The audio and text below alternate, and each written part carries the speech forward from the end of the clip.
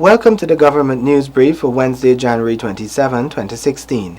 In the news, workers to benefit significantly from services of revamped Labor Department, tourism satellite accounting system to be implemented, and improved services coming soon from the GWI Water Incorporated. With these and other stories, I am Azim Khan. Stay tuned.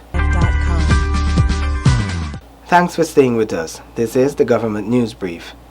Government task force set up to craft and implement measures aimed at reducing El Nino weather conditions. The task force had a meeting earlier today. Here are the details. As the El Nino weather pattern continues to grip Guyana, communities are being monitored closely by Agriculture Ministry officials and other stakeholder agencies. Minister of Agriculture Noel Holder relayed today to several heads of agencies the latest findings with regards to the El Nino weather effects across Guyana. You have the May-June rains, which has never failed, which is a long wet season starting around mid-April going to the end of July. And you have the long dry season starting from early August going to the middle of November. Short wet season, middle November, the end of January, and the short dry season, which is probably the driest part of the year, between February through to mid-April.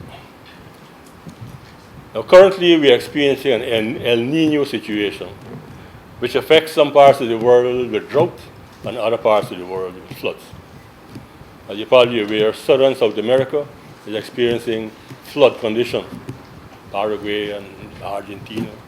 And we up north are experiencing very dry conditions. Indeed, in fact, the short rains, which are supposed to start from the middle of November, have virtually failed. We're now at the end of January, and we have not had a short rainy season.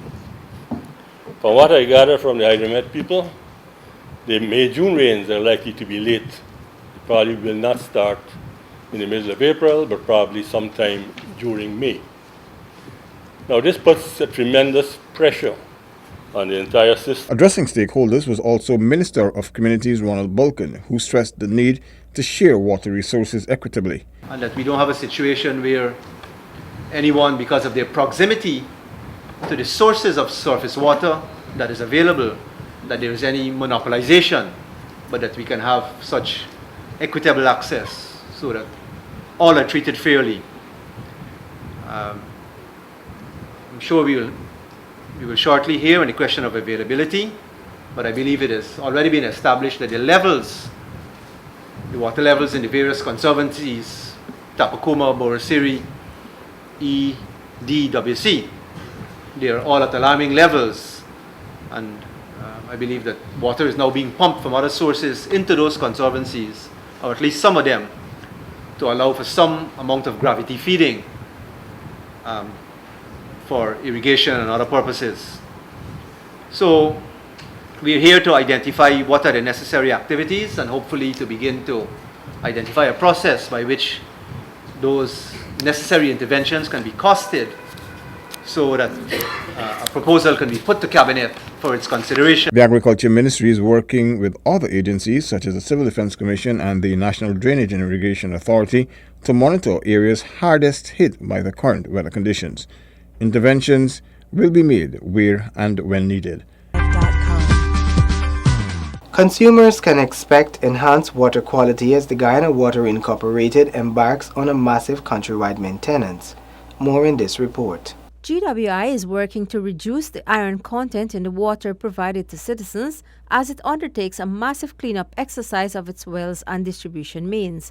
According to the utility's Chief Executive Officer, Dr. Richard Van West Charles, a chemical to remove iron from the water was procured, tested, and favorable results received.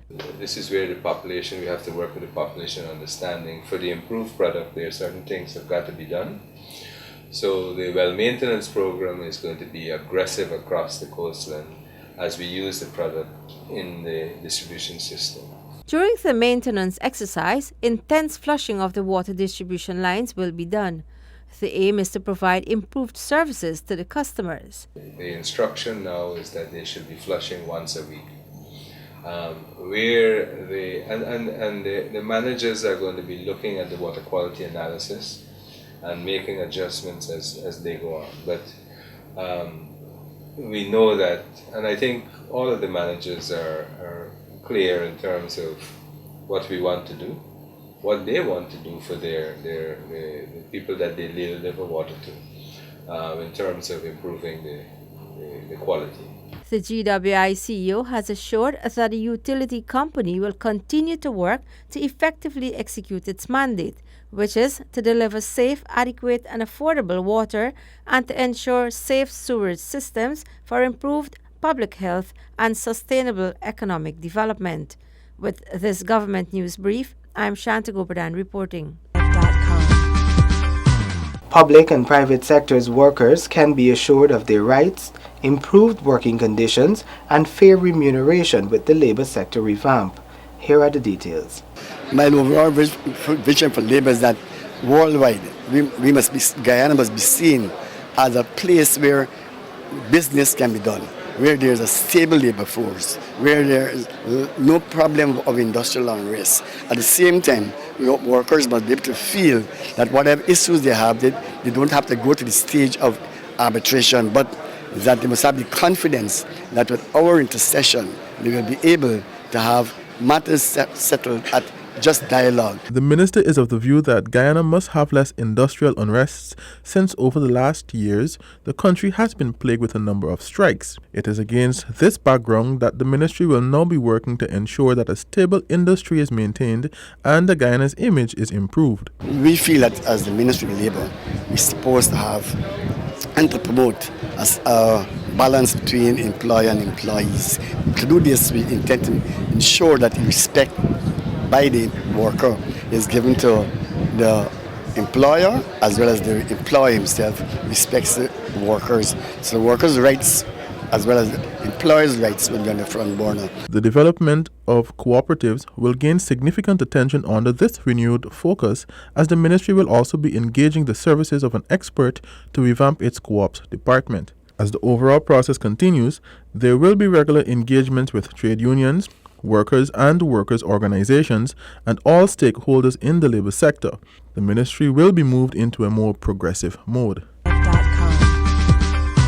The Ministry of Foreign Affairs is being restructured for improved diplomatic services. Here is how in this report. An advisory committee made up of 2 seasoned diplomats is working with the Ministry of Foreign Affairs in Georgetown to improve the quality of the diplomatic corps' work. The capacity of senior functionaries in the ministry will be boosted as the Foreign Service Institute is being restructured.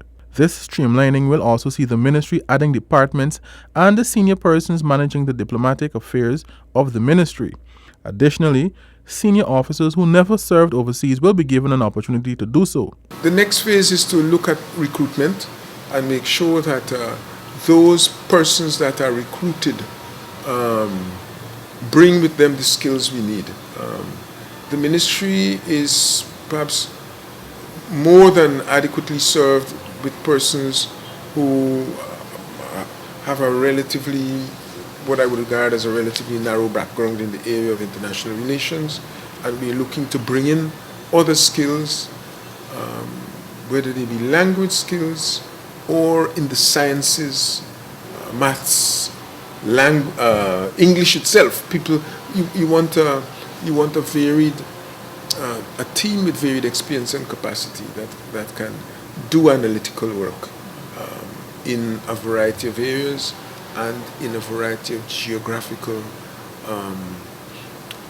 locations. This new structure will have Ambassador Michael Brotherson, along with former officer from the United Kingdom Marion Herbert, working along with Ambassador Audrey Waddell at the Georgetown office.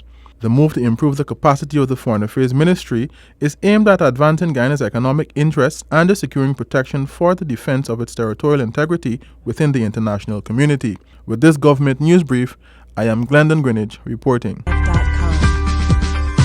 Government is moving to implement the tourism satellite accounting system to capture tourism's contributions to Guyana's gross domestic product. This has been identified as a critical process on the way forward for Guyana's tourism sector. Here is that story. The Tourism Satellite Account, TSA, is a system which will contribute to Guyana's gross domestic product. It will show where Guyana stands in the tourism sector in terms of development. So let's talk dollars.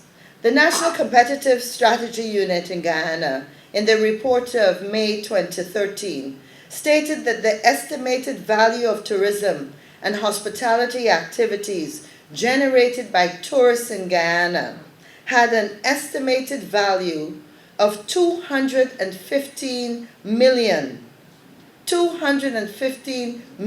US dollars, representing 8.3% of our GDP.